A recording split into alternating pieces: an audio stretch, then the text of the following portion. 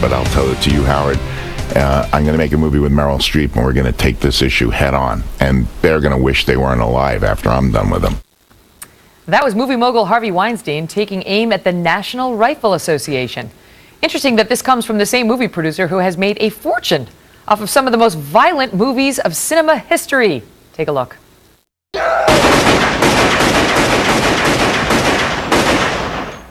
But when I tried to get out,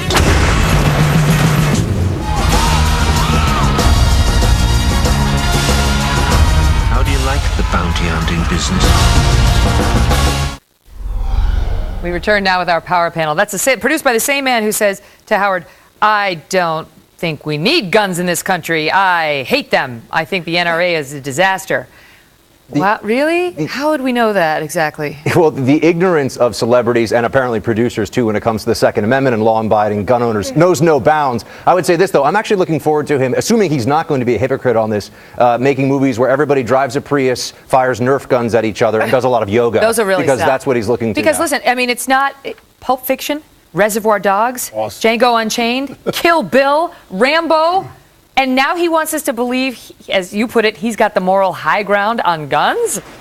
Well, look, we got to give Harvey Weinstein credit for one thing, and that's certainly for having a heck of a lot of self-confidence. Yes. Only as many of us had as much confidence as he does, because the Senate couldn't seem to move the country on this issue, the president couldn't move the country on this issue, Congress couldn't move the country on this issue, Sandy Hook couldn't move the country on this issue, but Harvey Weinstein is convinced he's going to He's gonna have Meryl make the big difference, He's gonna right? have Meryl Streep. And I love Meryl, but I'm just saying the fact that he seems to think that he's got the magic, no pun intended, bullet on How many times this has Hollywood one is tried to a make these movies Exactly. to push these, left-wing causes, and they don't rate? That's exactly what I was going to say. And if there was anything, of all the things you rattled off, if there was anything that was going to move this country in one way or the other, it has to be the children in Newtown, Connecticut. Yeah. I mean, that hit home with every human being on the planet almost.